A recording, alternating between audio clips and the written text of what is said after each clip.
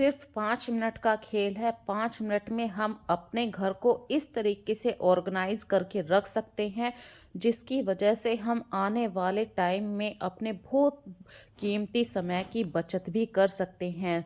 Hello friends, नमस्ते and welcome back to my channel Barewal Rashmi. So friends, आज की video में सिर्फ 5 मिनट की वैल्यू के बारे में मैं आप लोगों से बात करूंगी। तो 5 मिनट में आखिर हम क्या काम नहीं कर सकते हैं। अपने घर को सही से ऑर्गेनाइज करके रखना, कल की प्लानिंग करके रखना। तो यहाँ पे देखिए फ्रेंड्स, मेरे पास अभी कुछ समय था, खाली समय था, तो उस खाली समय का यूज़ कीजिए। जैसे कि गोभी की सब्जी को जब आप कट करके रखते हैं, क्योंकि गोभी की सब्जी में अक्सर कीड़ा हो ही जाता है गोभी को जब हम चॉप करते हैं। तो यदि आपके पास फालतू समय है तो आप इसे पहले से पहले काट के एक प्लास्टिक के कंटेनर में रख लीजिए। इससे अगली आने वाली सुबह को जब आप बच्चों के लिए टिफ़िन बनाएंगे या कुछ जल्दबाजी में खाना बनाएंगे तो आपके पास ऑलरेडी सब्जी कटी हुई है। और गोभी की सब्जी को ध्यान से काटना होता है, तो वो जो फालतू समय आपका सुबह को लगने वाला है वो आपने ऑलरेडी पहले ही दे दिया है। तो इस तरीके से 5 मिनट की वैल्यू से आप अपनी किचन में भी एक अच्छा खाना प्रिपेयर कर पाएंगे।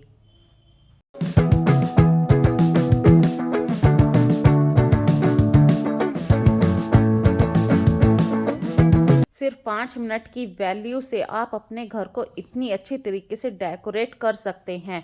भाई, हर कोई चाहता है नेचुरल फूलों से हम अपनी डाइनिंग टेबल, ड्राइंग रूम को सजाएं, पर ज़रूरी नहीं है कि हमेशा बाहर से ही फूल लाए जाएं। तो आपके घर में जो नेचुरल फूल हैं, जैसे कि बोगनविलिया का बिल्कुल बढ़िया सीजन चल रहा है, तो आप इसे सजा इससे मतलब इसकी लीफ से अपने घर को सजा सकते हैं। और 5-6 दिन बाद जब इसकी पत्तियां आप अपने आप ही झड़ने लगें तो आप दूसरी पत्तियों से अपने घर को डेकोरेट कर सकते हैं। इसी तरीके से फ्रेंड्स, अभी देखिए 2 दिन पहले शरद पूर्णिमा गई है और अपने घर में खुशियां लाने का कोई बहाना नहीं होता है। आप शरद पूर्णिमा को छोटी दिवाली की तरह भी मना सकते हैं। सिर्फ 5 मिनट की देरी लगती है। आपको थोड़े से दिए अच्छे तरीके से सजाने हैं अपनी तुलसी माता के चारों तरफ। और खुशियों को लाने के लिए कोई मौका, कोई बहाना नहीं चाहिए। इसी तरीके से सिर्फ 5 मिनट की वजह से ही आप अपने पूजा घर को हमेशा साफ रख सकते हैं। जब आप पूजा करने के लिए जाएं, सिर्फ 5 मिनट का टाइम लगता है। यदि आपकी ये हैबिट है कि आप हमेशा अपने भगवान जी को नए नए वस्त्र पहनाएं, तो सिर्फ 5 मिनट देखिए उनके वस्त्र निकालने में और उन्हें स्नान कराने में लगती हैं। तो इससे क्या है कि जब आपका मन साफ रहता है, जैसे कि आप खुद डेली स्नान करते हैं और आपकी जब फीलिंग्स होती हैं कि मैं अपने भगवान जी को भी डेली स्नान करवाऊं, तो ये छोटी छोटी सी हैबिट्स से आप हमेशा अपने पूजा घर को भी साफ रख पाएंगे। अक्सर आपने देखा होगा कि पूजा घर में धूप बत्ती की जो राख होती है वो इधर उधर गिरती रहती है, और पंखे चलते हैं तो वो राख और भी ज़्यादा फैल जाती है। यहाँ तक कि पूजा का जो आसन होता है उसके ऊपर भी वो राख फैल जाती है। सिर्फ 5 मिनट की वजह से ही आप वहाँ पे एक प्लेट रखिए और पूजा की जो राख गिरेगी, मतलब अगरबत्ती की जो राख गिरेगी, वो नहीं फैलेगी। इसी तरीके से डेली भगवान जी को आप स्नान कराते हैं, उनके वस्त्र बदलते हैं। तो जैसे आप अपने आप को साफ सुंदर रखना पसंद करते हैं, इसी तरीके से अपने भगवान जी को भी साफ रखिए। और जिस भावना से आप उस समय प्रार्थना करते हैं, उस भावना की कोई कीमत नहीं लगा सकता है। चलिए फ्रेंड्स, अगला हैक आप लोगों के साथ शेयर कर रही हूँ। सिर्फ 5 मिनट लगती हैं। जो भगवान जी के वस्त्र होते हैं, आप उन्हें डेली साफ करके रखिए। ये नहीं है कि मैं जब अपने घर के और काम करूँगी बाद में भगवान जी के वस्त्र साफ करूँगी, नहीं। आपने जब पूजा में वहाँ पे साफ सफाई करी है, तभी आप भगवान जी के वस्त्र भी साफ करके सुखा दीजिए। और फ्रेंड्स, अब बात करते हैं अपनी कबर्ड को ऑर्गेनाइज करने के लिए। भाई, अक्सर हर कोई कोशिश करता है कि हमारा घर सही से ऑर्गेनाइज रहे, पर डेली जब हम कपड़े निकालते हैं तो कोई ना कोई लेयर अच्छी तरीके से सेट भी हो, फिर भी वो बिखर ही जाती है। रीज़न क्या है? रीज़न कुछ भी नहीं है भाई। आज आपने बेडशीट निकाली तो बेडशीट वाली लेयर बिगड़ गई है। आपने अपने बच्चों के कपड़े निकाले या बच्चों ने खुद कपड़े निकाले हैं तो वो वाली लाइन ख़राब हो गई। तो फ्रेंड्स, वीक में एक बार आप अपनी कबर्ड को सही से ऑर्गेनाइज कर सकते हैं। यदि आपके पास काफ़ी टाइम है, जैसे कि आप मेरी तरह एक हाउसवाइफ हैं, तो अपने 24 घंटे में से सिर्फ 5 मिनट दे दीजिए, तो आपकी कबर्ड हमेशा सेट रहेगी।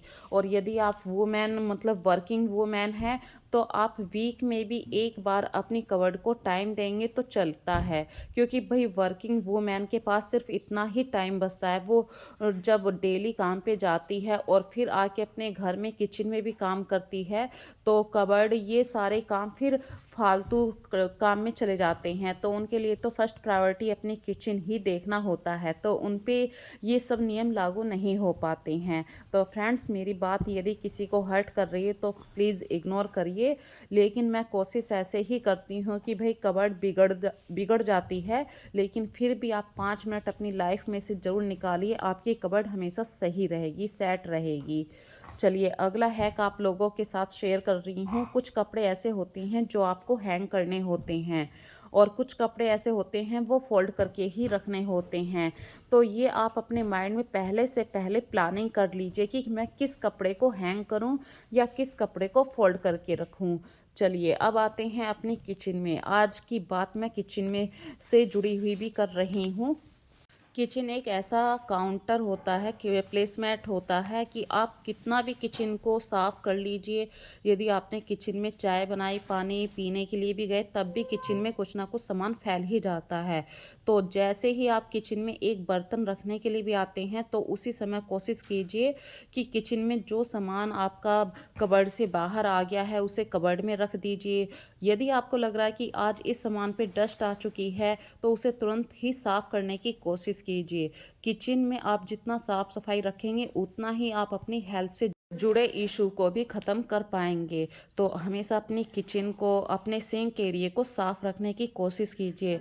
और फ्रेंड्स, सर्दियों का टाइम भी स्टार्ट हो चुका है और सर्दियों में नमी ज़्यादा हो जाती है, तो यहाँ पे अभी आपको दो बातें हमेशा ध्यान रखनी है।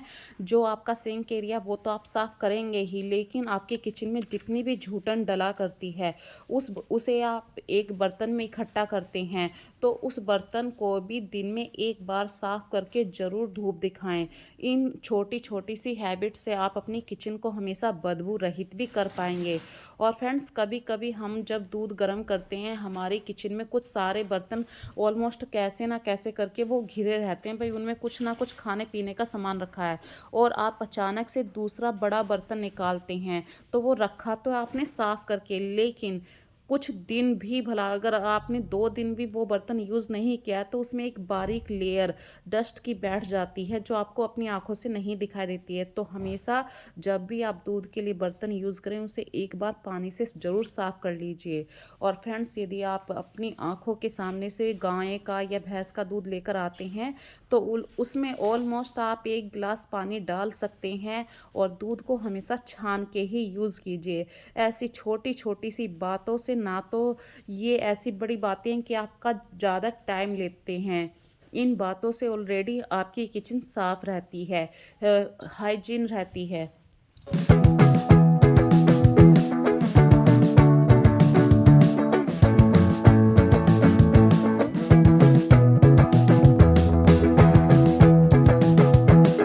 और अगली बात आप लोगों के साथ शेयर कर रही हूँ। जब भी आप किचन में कुछ भी काम करें, जैसे कि आपने दूध ही गर्म होने के लिए रखा है, और जो खाली डिब्बा आप सोचा करते हैं कि अरे फिर साफ़ करेंगे जब किचन में काफ़ी सारे बर्तन हो जाएंगे, ये हैबिट हमेशा आपकी किचन को गंदा बना देती है। इनसे छोटी छोटी बातें से, भाई आपने अभी एक डिब्बा रखा है, फिर एक गिलास इकट्ठा हो जाएगा, फिर एक कटोरी, तो आपकी किचन की सिंक हमेशा भरी हुई रहेगी। यदि आप अपने किचन को साफ रखना चाहते हैं, तुरंत के तुरंत भले ही छोटा गिलास हो या बड़ा डिब्बा हो, तुरंत साफ करने की हैबिट डालिए। और फ्रेंड्स, किचन के जो टॉवल होते हैं, इन्हें ज़रूर साफ रखिए, इन्हें धूप में ज़रूर सुखाइए, और सर्दियों में तो वैसे भी टाइम लगता है कपड़ों को सूखने में। और फ्रेंड्स, सिर्फ 5 मिनट का ही टाइम होता है आपको अपने बेड को सही से अरेंज करने के लिए। यदि आपके पास सुबह को ज़्यादा समय नहीं है, भाई बच्चों का टिफ़िन भी बनाना होता है, तो आप नॉर्मल तरीके से भी अपने बेड को सही से अरेंज कर सकते हैं।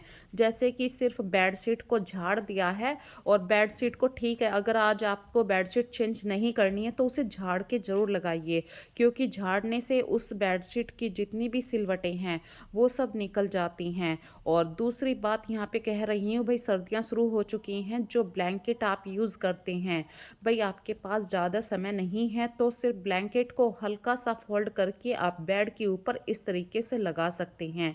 अदरवाइज़ आप दूसरी तरीके से भी ब्लैंकेट को लगा सकते हैं, जिससे आपका बेड बहुत ही अच्छी तरीके से दिखाई भी देता है। इस तरीके से यदि आप बेड को लगाते हैं तो आपका सिंपल सा बेड, सिंपल से कपड़े बहुत ही अच्छी तरीके से ऑर्गेनाइज लगते हैं। ऐसे लगता है बिल्कुल आपने हर सामान नया यूज़ किया है। और सिर्फ 5 मिनट की वजह से ही आप अपने बेड के जो हेड सेक्शन पे पिलो यूज़ करते हैं, उनको यदि आप सही से अरेंज करके रखते हैं, वहाँ पे कुशन कवर रख सकते हैं। भले ही वहाँ पे आपने आज मैचिंग पिलो यूज़ नहीं किए हैं, लेकिन उन्हें सही से रखना भी एक एक कला है। तो फ्रेंड्स, अगली बार सिंपल से बेड को भी अच्छी तरीके से सेट करना है तो चीज़ों को बस झाड़ के लगा दीजिए, क्योंकि फ्रेंड्स हमेशा नई बेडशीट नहीं लगाई जाती है, डेली बेडशीट नहीं बदली जाती है, पुरानी चीज़ों को झाड़ के भी साफ तरीके से रखा जाता है। अगला हैक आप लोगों के साथ शेयर कर रही हूँ, जहाँ पे आप 24 घंटे में से कम 6 घंटे तो ज़्यादा बैठा ही करते हैं। भैया आप खाना खाने के लिए बैठे हैं तब इस डाइनिंग टेबल पे बैठा करते हैं, आपने अपने घर में कोई भी बात करनी है तब भी आप इस डाइनिंग टेबल के आसपास कुर्सियों पे बैठ जाते हैं।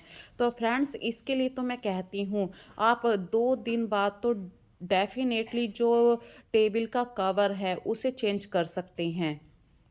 और फ्रेंड्स, यहाँ पे देखिए, आज मैंने टेबल का कवर नहीं डाला है। जो मेरे पास पुरानी बेड शीट हैं उनका बीच वाला हिस्सा काफ़ी पुराना हो जाता है, तो मैंने सिलाई करके उस हिस्से को कट करके निकाल दिया है और एक टेबल का कवर बन गया है। तो इस तरीके से चीज़ों को सेट करके भी आप अपने घर को साफ सुंदर सा अच्छी तरीके से ऑर्गेनाइज कर सकते हैं।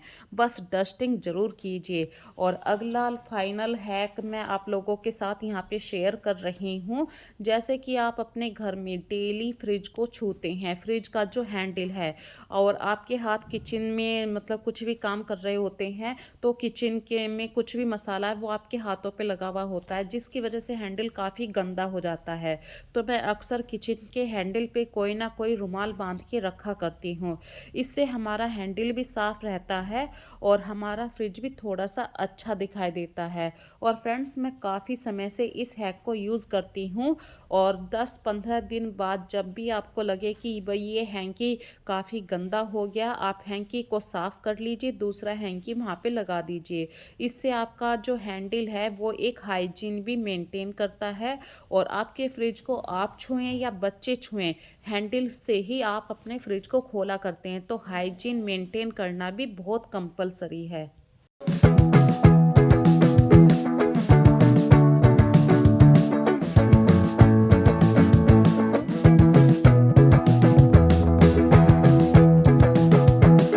और फाइनल वाला हैक है फ्रेंड्स, मैं हमेशा अपने फ्रिज पे, डाइनिंग टेबल पे, बेड के हेड सेक्शन पे, जहाँ पे भी मुझे लगता है कि यहाँ पे नेचुरल प्लांट्स की एक वैल्यू है, उसको रखना चाहिए। तो चाहे वो मनी प्लांट है या अपने गार्डन में से लाई हुई कोई भी फ्लावर की पत्तियाँ हैं, इनसे मैं अपने घर को ज़रूर सजाती हूँ। इससे क्या होता है, आपका सिंपल सा घर भी एक कूजी लुक देने को तैयार हो जाता है।